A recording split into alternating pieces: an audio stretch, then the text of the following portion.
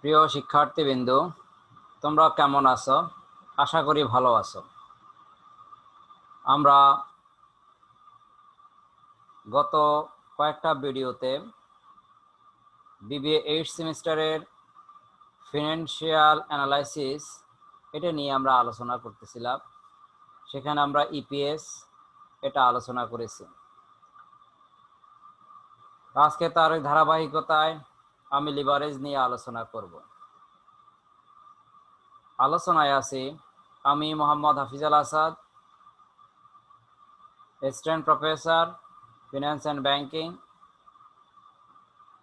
Mirpur college, Dhaka, under national university. তো আজকে আমি অষ্টম সেমিস্টারের ফিনান্সিয়াল অ্যানালাইসিস সাবজেক্টের লিভারেজ চ্যাপ্টার নিয়ে আলোচনা করব।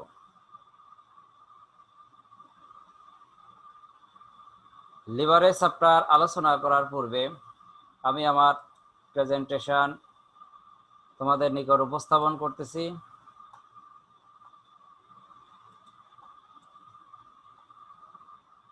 আসো, ফার্স্ট ওয়ান বলা হচ্ছে যে হোয়াট ইজ লিভারেজ। লিভারেজটা কি? আমরা পার্কে বা বিভিন্ন খেলার মাঠের পাশে বাচ্চাদেরকে নিয়ে যখন পার্কে এক্সারসাইজ করতে যাই বা খেলার মাঠে এক্সারসাইজ করতে যাই, তখন বাচ্চারা এক ধরনের দোলনা ইউজ করে, যেখানে দুই সাইডে দুইটা বাচ্চা বসে উপর থেকে নিচে, নিচ থেকে উপরে জাম্পিং করে। এটাকে আমরা লেভার্ড বলি। এখন এটার মানে কি? এই খেলনার এক সাইডে যে বাচ্চাটা বসা থাকে, তার বিপরীত সাইডের বাচ্চা যেভাবে পুশ করে, তার বিপরীত সাইডের বাচ্চাটি এর চেয়ে বেশি গতিতে সে উপরের দিকে উঠবে বা উপর থেকে নিচে পড়বে। সো এটাকে আমরা বলি লেভার্ড। মানে তুমি অতিরিক্ত একটা পুশ করার ফলে তার থেকে বেশি গুণে বা বেশি মাত্রায় আপ অ্যান্ড ডাউন করবে, এটাই হচ্ছে তার লেভার। সো এটাকে আমরা লিভারেজ বলি। এখন আমাদের ফাইন্যান্সের ভাষায় আসলে লিভারেজটা কি? লিভারেজটা হচ্ছে তোমার স্থায়ী ব্যয়যুক্ত খরচ ব্যবহার করার ফলে প্রতিষ্ঠানের কর পূর্ববর্তী ইনকাম বা শেয়ার প্রতি ইনকামের কি পরিবর্তন হবে সেই মাত্রা নির্ণয় করা হবে লিভারেজ।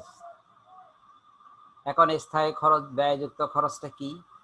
এটা ডেপ্ট, ফাইন্যান্সিং বা ফিক্সড কস্ট এটা হতে পারে, বা প্রেফার্ড স্টক কস্ট এগুলো হতে পারে। এগুলো স্থায়ী ব্যয়যুক্ত খরচ।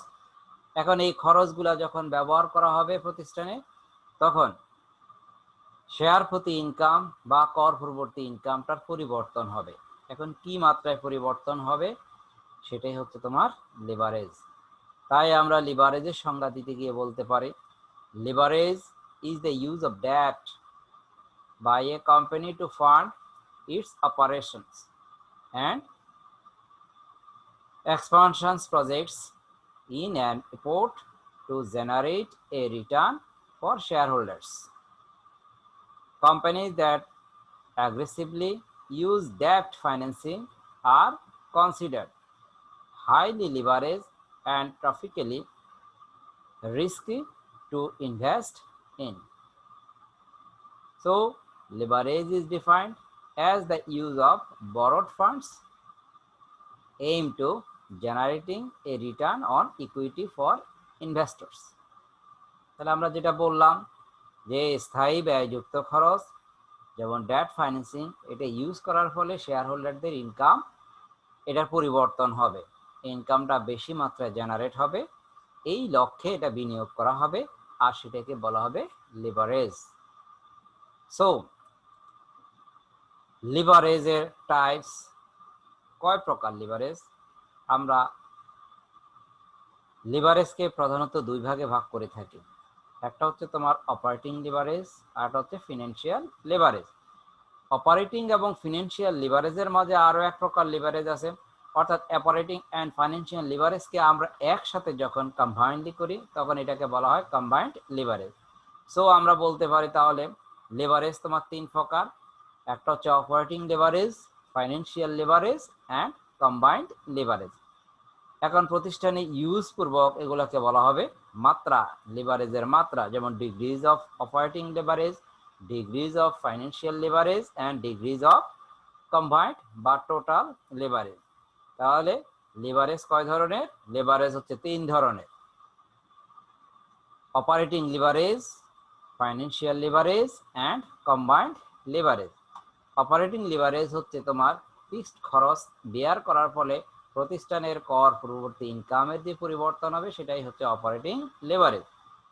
আর ফাইন্যান্সিয়াল লেভারেজ ফিক্সড ডেট বা প্রেফার্ড স্টক ব্যবহার করার ফলে প্রতিষ্ঠানের শেয়ার প্রতি যে ইনকামের পরিবর্তন হবে সেটাকে বলা হবে ফাইন্যান্সিয়াল লেভারেজ। আর যখন প্রতিষ্ঠানের fixed cost and debt financing cost use করার ফলে প্রতিষ্ঠানের শেয়ার প্রতি ইনকামের যে পরিবর্তন হবে সেই মাত্রা জানাই হচ্ছে combined leverage, degrees of combined leverage. তাহলে আমরা লেভারেজ সংক্রান্ত ব্যাপারে বুঝতে পেরেছি।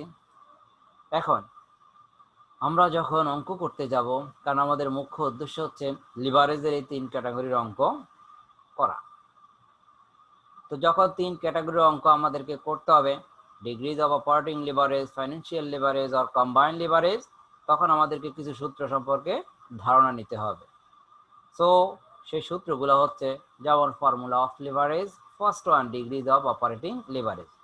তাহলে এই অপারেটিং লিভারেজকে আমরা বিভিন্নভাবে নির্ণয় করতে পারি। আমি ফর্মুলাগুলো তোমাদের জন্য এখানে থ্রো করলাম, যে অপারেটিং লিভারেজ, ফাইন্যান্সিয়াল লিভারেজ আর কম্বাইন্ড লিভারেজের সূত্রগুলো তোমাদের জন্য এখানে উপস্থাপন করলাম। তাহলে ফার্স্ট ওয়ান দেখো, ডিগ্রিজ অফ অপারেটিং লিভারেজ, এটাকে আমরা বিভিন্নভাবে বের করতে পারি। এটা হচ্ছে চেঞ্জ ইন অপারেটিং ইনকাম, বা আমি বলতে পারি চেঞ্জ ইন ইবিআইটি। এখানে এই অপারেটিং ইনকাম বা ইবিআইটি এটা বলতে পারি। তাহলে percent change in operating income বা percent change in EBIT divided by percent change in sales. এখন তোমার প্রশ্ন হতে পারে যে percent change in operating income এটা আমরা কিভাবে বের করব? এটা হচ্ছে তোমার প্রপোজড, যেমন ইবিআইটি যদি বলি বা অপারেটিং ইনকাম যদি বলি, তাহলে আমরা বলবো proposed operating income minus current operating income divide by current operating income into 100 করলে আমরা percent change in operating income এটা পেয়ে যাব। আবার percent change in sales, propose sales minus current sales divide by current sales, এটা করলেই আমরা পেয়ে যাব চেঞ্জ ইন সেলস। এখন এই চেঞ্জকে আমরা ডেল্টা দ্বারা প্রকাশ করতে পারি, চেঞ্জকে আমরা ডেল্টা দ্বারা প্রকাশ করি। এখন আমরা percentage change in operating income এটা করতে পারি যে delta EBIT divided by EBIT into 100 করলে তোমার percent change in operating income এটা বের হবে। আবার নিচেরটা delta sales divided by sales into 100 করলে পার্সেন্ট চেঞ্জ ইন সেলস এটা বের হবে। তাহলে আমরা ডল ডিগ্রিজ অফ অপারেটিং লিভারেজের এই একটা সূত্র এখানে অ্যাপ্লাই করতে পারি। দ্যাট আরেকটা সূত্র হচ্ছে contribution margin divided by operating income. এখন কন্ট্রিবিউশন মার্জিন কি? সিএম, সংক্ষেপে সিএম বলা হয়। এটা বের করা হয় সেলস মাইনাস ভেরিয়েবল কস্ট। এখানে যেমন সেলস মাইনাস ভেরিয়েবল কস্ট, তাহলে sales minus variable cost equal to হচ্ছে contribution margin. So CM divide by EBIT. এখন ইভিআইটি ডিটারমিন করা হবে sales minus variable cost minus fixed cost equal to EBIT. অথবা আমরা বলতে পারি degrees of operating leverage contribution margin as percentage divide by operating margin, আমরা এইভাবেও বের করতে পারি। অথবা তুমি এইভাবে লিখতে পারো DOL equal to Q means quantity into এখানে পি মাইনাস বিসি। পি বলতে এখানে সেলিং প্রাইস, এসপি বলতে পারো বা শুধু পি বলতে পারো, যে selling price per unit minus VC variable cost per unit divided by Q quantity into selling price per unit minus variable cost per unit minus fixed cost. So calculation করলে আমরা doll এটা পেয়ে যাব। ওকে, sales, অথবা আমরা এইভাবে বলতে পারি যে total sales revenue minus total variable cost, তার মানে এটা হলো কন্ট্রিবিউশন মার্জিন ডিভাইডেড বাই হচ্ছে সেলস মাইনাস টোটাল, এখানে হলো total sales revenue minus total variable cost minus fixed cost. আমরা এখানে যেভাবেই লিখি না কেন আমাদের ডলের সূত্র নির্ণয় হবে। আমরা এখানে এই যে ইনফরমেশনগুলা এখানে আমরা আলাদা আলাদাভাবে স্পেসিফিক করে বসালাম, অথবা আমরা করতে পারি একটা ইনকাম স্টেটমেন্টের মাধ্যমে, যেখান থেকে আমরা সরাসরি ইনফরমেশনগুলো কাউন্ট করে নিতে পারবো। সেটা আমি সামনে তোমাদের জন্য উপস্থাপন করব। তাহলে ফর্মুলা অফ লিভারেজ আমরা এটা বুঝলাম। দেন ডিগ্রিজ অফ ফাইন্যান্সিয়াল লিভারেজের ফর্মুলা। সো আসো, ডিগ্রিজ অফ ফাইন্যান্সিয়াল লিভারেজের সূত্র হচ্ছে তোমার percent change in EPS divided by percent change in EBIT. Percent change in EPS divided by percent change in EBIT, অথবা হতে পারে ডেল্টা ইপিএস বাই ইপিএস। এতে তোমার পরিবর্তন হবে percent change in EPS, percent change in EPS. Then percent change in EBIT, এটা delta ইভিআইটি ভাগ ইভিআইটি। তার মানে আমরা পার্সেন্টেজ চেঞ্জ দিয়ে ডিএফএল বের করতে পারি, অথবা আমরা সূত্র লিখতে পারি ইভিআইটি, ডিএফএল এর সূত্র EBIT divided by EBT, earning before tax. EBIT means earning before interest and tax বা operating income before tax, divided by তোমার EBT, earning before tax. So আমরা ইবিআইটি ভাগ ইবিটি এটা দিয়েও ডিএফএল এর সূত্র বের করতে পারি। এরপরে আসো combined leverage. So combined leverage সূত্র হচ্ছে DOL into DFL, DOL into DFL. DOL means degrees of operating leverage, আর ডিএফএল ইন্টু ডিএফএল হচ্ছে degrees of financial leverage. So operating leverage into financial leverage equal to combined or total leverage. এখন এই operating লিভারেজকে আমরা লিখতে পারি contribution margin বা CM divided by EBIT, এবং ফিনান্সিয়াল লিভারেজকে আমরা এইভাবে লিখতে পারি ইভিআইটি ভাগ ইবিটি। দেন কম্বাইন্ড রেশিও যদি আমি একসাথে করি এইভাবে গুণ না দেখিয়ে, তাহলে আমরা contribution margin divided by EBT, কারণ এখানে দেখো এই ইবিটি ইবিটি কাটাকাটি চলে যায়। So contribution margin by EBT, এটা হচ্ছে কম্বাইন্ড লিভারেজের সরাসরি সূত্র। এখন আসো আমরা সূত্রগুলো দিলাম। এখন আসো ইনকাম স্টেটমেন্টের যে ফাংশন, অর্থাৎ এখান থেকে আমরা ইনফরমেশনগুলো কাউন্ট করতে পারবো। তাহলে লিখলাম আমরা income statement sales minus variable cost. এখন এই সেলসটা এখানে কোয়ান্টিটি যে পরিমাণ থাকবে সেই কোয়ান্টিটির সাথে সেলিং প্রাইস পার ইউনিট গুণ করলে তোমার টোটাল সেলস রেভিনিউ এটা পাওয়া যাবে, লেস ভেরিয়েবল কস্ট, এটা হচ্ছে Q into selling variable cost per unit, অর্থাৎ টোটাল কোয়ান্টিটির সাথে ভেরিয়েবল কস্ট পার ইউনিট গুণ করলে ভেরিয়েবল কস্ট টোটাল এটা পাওয়া যাবে। তাহলে বিয়োগ করলে যেটা পাওয়া যাবে কন্ট্রিবিউশন মার্জিন, সংক্ষেপে আমরা সিএম বলি বা শুধু কন্ট্রিবিউশন বললাম।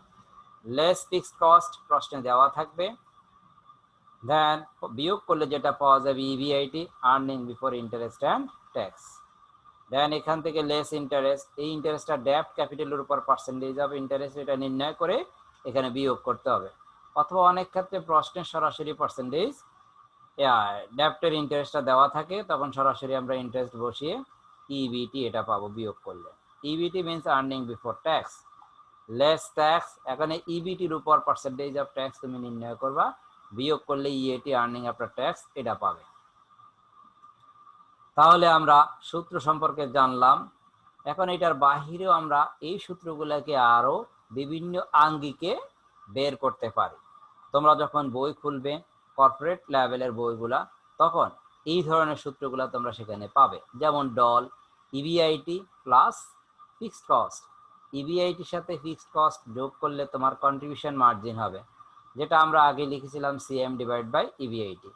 তাহলে অনেক ক্ষেত্রে প্রশ্নে তোমার সিএম দেওয়া থাকবে না, সেলস বা ভেরিয়েবল কস্টের ফাংশন দেওয়া থাকবে না, ইবিআইটি দেওয়া থাকলে ফিক্সড কস্ট দেওয়া থাকলো, তখন তোমার DOL CM divide by EBIT. এখন সিএমটা তাহলে বের হবে কিভাবে, EBIT plus fixed cost equal to CM divide by EBIT. So calculation করলে ডল এটা বের হবে, এটা কিন্তু মাত্রায় বের হবে, টাইমস, আমাদের যে মানটা আসবে সেটা টাইমস হবে। দেন আসো ডিএফএল, তাহলে ডিএফএল এর সূত্র হচ্ছে EBIT divided by EBIT minus interest expense. Interest expense বাদ দিলে পাওয়া যায় কি ইবিটি, তাহলে আমরা ডিএফএল এর সূত্র লিখি EBIT divide by EBT. So আমরা এইভাবেও লিখতে পারি, অথবা ইভিআইটি ভাগ ইবিটি লিখতে পারি। এখন ইবিটি বের করার ক্ষেত্রে ইবিআইটি মাইনাস ইন্টারেস্ট এক্সপেন্স এটা বাদ দিতে হবে। এরপরে আসে ডিগ্রিজ অফ কম্বাইন্ড লিভারেজ, এটা ডল গুণ ডিএফএল, অথবা সরাসরি আমরা লিখতে পারি যে EBIT plus fixed cost that means contribution margin divided by EBT অর্থাৎ EBIT minus interest expense. So calculation করলে সরাসরি ডিসিএল বা ডিটিএল এটা পাওয়া যাবে। এটার বাইরে তোমার অপারেটিং লিভারেজকে আমরা এইভাবে, যে এখানে সংক্ষিপ্ত যে কথাগুলো লিখলাম সেগুলো না লিখে সরাসরি লিখতে পারি যে revenue, sales revenue minus variable cost divided by sales revenue minus variable cost minus fixed cost equal to operating leverage, অথবা রেভিনিউ মাইনাস ভেরিয়েবল কস্ট মানে contribution margin divided by operating income মানে ইবিআইটি। এরপরে আসো financial leverage, এটা হচ্ছে total ডেপ্ট divided by shareholders equity. তাহলে আমরা এই সূত্রগুলোও এই ক্ষেত্রে ইউজ করতে পারি যখন প্রশ্নে সরাসরি ইনফরমেশন উল্লেখ না করে, যে sales variable cost per unit বা সেলিংস কোয়ান্টিটি এগুলো না দিয়ে সরাসরি sales revenue, total variable cost, total fixed cost এইভাবে দেওয়া থাকে, তখন আমরা এইভাবে সূত্র অ্যাপ্লাই করে এটা বের করতে পারি। তো আশা করি তোমরা এই সূত্রগুলা বুঝতে পেরেছো। আশা করি তোমরা এই সূত্রগুলা বুঝতে পেরেছো। আমরা পরবর্তী ভিডিওতে এই ক্যাটাগরির অঙ্ক আমরা কমপ্লিট করব, যেটা তোমাদের জাতীয় বিশ্ববিদ্যালয়ের বিভিন্ন ইয়ারের পরীক্ষায় এসেছে। আশা করি সবাই আজকের ক্লাস বুঝতে পেরেছো। তো আমার এই ভিডিও যদি তোমাদের ভালো লাগে তাহলে আমার চ্যানেলটাকে সাবস্ক্রাইব করবে এবং পাশে থাকা বেল আইকনটি প্রেস করে দিবে, তাতে পরবর্তী ভিডিওগুলো সবার আগে পেয়ে যাবে। তো আজ এই পর্যন্ত, সবাই ভালো থাকো, সুস্থ থাকো।